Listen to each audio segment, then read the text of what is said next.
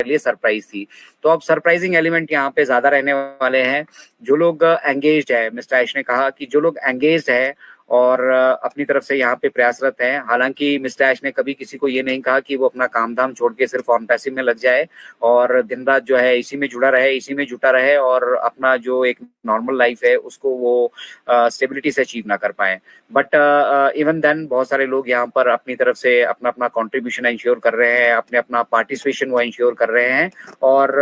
उन लोगों को मिस्टर ऐश एक लॉयल श्रेणी में रखते हैं। और साथ ही साथ जो लोग एंगेज हैं और अपना अपना काम जो है ईमानदारी से कर रहे हैं, ठीक है, उन लोगों का स्टेटस आप एक चीज जानिएगा कि बहुत स्पेशल यहाँ पे रहने वाला है। क्योंकि मिस्टर ऐश ये बहुत अच्छे से जानते हैं कि जो ये टफ टाइम है हमारा, देखिए मुश्किल दौर में जब जो लोग जो साथी आपके साथ खड़े होते हैं, स्पेशली मैं ये कहूंगा कि दुख के वक्त में, तकलीफ के वक्त में जो आपके साथी आपके साथ खड़े हैं वो ऑटोमेटिकली आप सभी की, हम सभी की लाइफ में स्पेशल बन जाते हैं। तो उसी तरह से वो फाउंडिंग मेंबर्स यहाँ पे स्पेशल रहने वाले हैं क्योंकि सभी लोग जो है अपने काम को यहाँ पर मतलब बखूबी समझ रहे हैं, अपने रोल को भी, अपनी जिम्मेदारियों को भी और अपनी जिम्मेदारियों से उनको निभा रहे हैं। But at the same time mister Ash नहीं चाहते हैं कि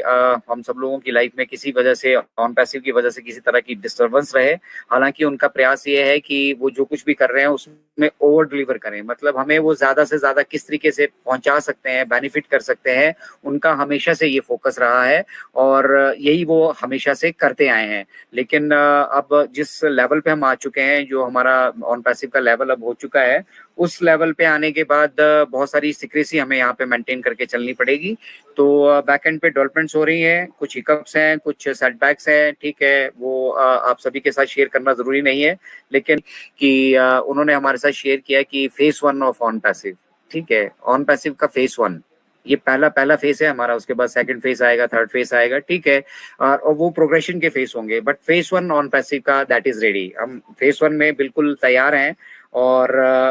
जो बाकी की टाइनी टाइनी डिटेल्स रहेंगी, वो छोटी छोटी डिटेल्स भी हम आपके साथ शेयर करेंगे, बट पूरी अकम्पलिशमेंट शेयर करेंगे। तो एक तरह से उन्होंने कहा कि नया इंटरनेट, एक नया इंटरनेट विद यू नो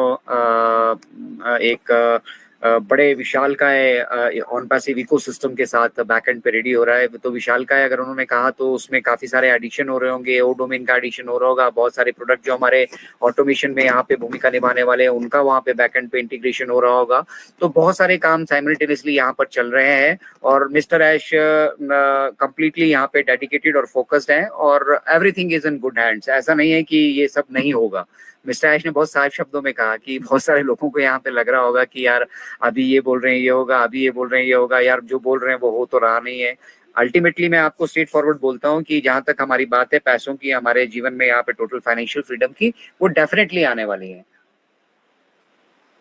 और अब इस स्टेज पे आने के बाद वो इतना विशालकाय हो चुकी हैं कि जब मिस्टर ऐश हमारे साथ आकर वो चीजें शेयर करेंगे तो डेफिनेटली हम उनको अप्रिशिएट भी करने वाले हैं और साथ ही साथ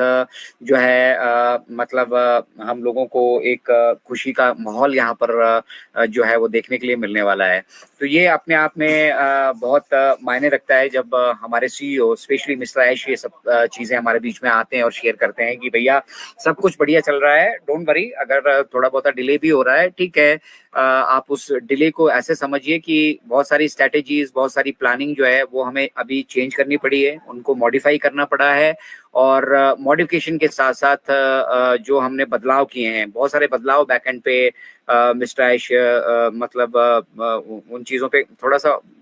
उनको आदत है, वो उनको बेटर चाहिए, बेस्ट चाहिए उनको, ठीक है, वो कॉम्प्रोमाइज वाले मतलब काम में बिलीव नहीं करते हैं। वो कहते हैं कि जब हम कुछ करने जा रहे हैं तो वो फिर बेस्ट होना चाहिए, बेटर होना चाहिए। तो बेस्ट और बेटर करने के लिए काफी सारी स्ट्रेटेजीज, प्लानिंग और बहुत सारी चीजें बैकएंड पे जो है उनको रिवैम्प किया गया है। और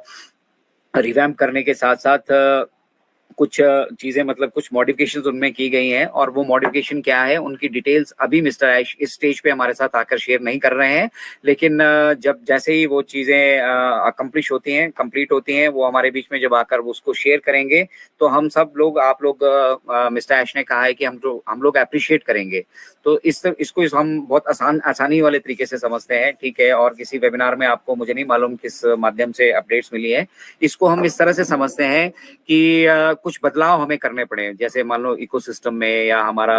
जो हमारे पास प्रोडक्ट है अभी हम जो यूटिलाइज कर रहे हैं उनमें, या जो नए प्रोडक्ट हम यहाँ पे इंटीग्रेट कर रहे हैं, या ओ वेरीफाई है, या हमारे पेमेंट प्रोसेसर का सिस्टम है, उनमें कुछ बदलाव किए गए हैं जो बदलाव इस स्टेज पे आने के बाद बहुत इंपॉर्टेंट थे। और अगर हम उनको करे बिना या उनको इग्नोर किए बिना अगर आगे बढ़ते तो शायद अभी हम फेस 1 में ही लटके होते, हम फेस 2 में जा ही नहीं पाते। तो फेस 1 की अकम्पलिशमेंट के लिए वो सारे बदलाव जरूरी थे, और वो सब बदलाव जरूरी थे, इसीलिए उन बदलावों को कंप्लीट करने के लिए जो ये बीच का अभी हमारा जो समय लग रहा है, ये समय लिया जा रहा है। ठीक है, तो मिस्टर ऐश ने साफ शब्दों में कहा है कि ये होगा और ये होने वाला है। ठीक है, अब ये कब होने वाला है, कैसे होने वाला है, इन सभी चीजों की जो डिटेल्स है मिस्टर ऐश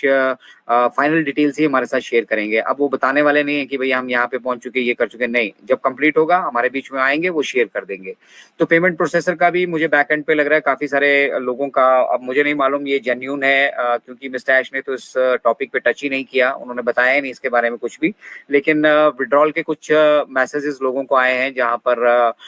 उनको मेल्स आई हैं, और विड्रॉल का वो सिस्टम जो है पेमेंट प्रोसेसर को मुझे लग रहा है पहले अकम्प्लिश वो कर रहे होंगे, क्योंकि पहले उन्होंने कहा था कि हम एक पेमेंट प्रोसेसर, जैसे हमारे सारे फंड्स रिसीव हो जाते हैं, हम सबसे पहले एक सिंगल प्रोसेसर के साथ, सिंगल पेमेंट प्रोसेसर के साथ यहाँ पे उसकी टेस्टिंग करेंगे। अब तो टेस्टिंग में क्या होने वाला है, टेस्टिंग में बेसिकली हम ये देखने वाले हैं, एक्टिविटी देखने वाले हैं कि हमने ये पैसे यहाँ से मतलब ट्रांसफर किए, तो ये चिदानंद राउत जी के मान लो वॉलेट में ट्रांसफर किए, तो वो उनके वॉलेट में जा रहे हैं या नहीं जा रहे हैं, और उनके वॉलेट में जाने के बाद वो सारी एक्टिविटीज, जैसे आपका इनवॉइस रेज होना है, आपके बोनस और कमीशंस का डिस्ट्रीब्यूशन होना है, ठीक है, एंड ओवरऑल फिर हमारा अकाउंट बैकएंड पे एक हमारा अकाउंट भी चल रहा है, जिस अकाउंट में ये अकाउंट से ये सारी ट्रांजेक्शन्स होनी है, आपके विड्रॉल्स आने हैं, वहां पे वो सारी चीजें मैच कर रही हैं कि नहीं कर रही हैं। इसको इस तरीके से समझते हैं, मान लो 100 रुपए है, अभी 100 रुपए में से 10 रुपए हम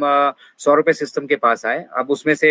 सबसे पहला काम क्या होगा, हमारा इनवाइस रेज होगा, जिस प्रोडक्ट के अगेंस्ट हमने वो 100 रुपए दिए हैं, तो वो इनवाइस रेज होते ही कंफर्म होगा कि हमारे पास पेमेंट आ चुकी है, हमारे बैंक में वो पेमेंट आ चुकी है। अब उसका डिस्ट्रीब्यूशन शुरू होता है, मान लो उसमें से 10 रुपए चिदानंद राउत जी को जाने हैं, तो वो चिदानंद राउत जी के पास पहुंचे या नहीं पहुंचे, ठीक है, 10 रुपए हमारे यशपाल जी को जाने हैं, 10 रुपए हितेश जी को जाने हैं, ठीक है, तो वो उनका डिस्ट्रीब्यूशन प्रॉपर हुआ कि नहीं हुआ, और ओवरऑल फिर कंपनी के अकाउंट में जो बैकएंड पे रहते हैं, फिर उनके जो बोनसेस डिलीवर होने हैं वो किस तरीके से हो रहे हैं। तो ये एक टेस्टिंग का फेस है। वो 100 रुपए की counting at the end of the day उसकी अकाउंटेबिलिटी हमारे पास होनी चाहिए, ठीक है, कि भैया 100 रुपए आया तो वो कहाँ कहाँ गया और कैसे कैसे गया, और वो सही जगह गया या नहीं गया। तो वो सारी टेस्टिंग बैकएंड से पहले एक पेमेंट प्रोसेसर के साथ हम करने वाले हैं, और साइमल्टेनियसली जब वो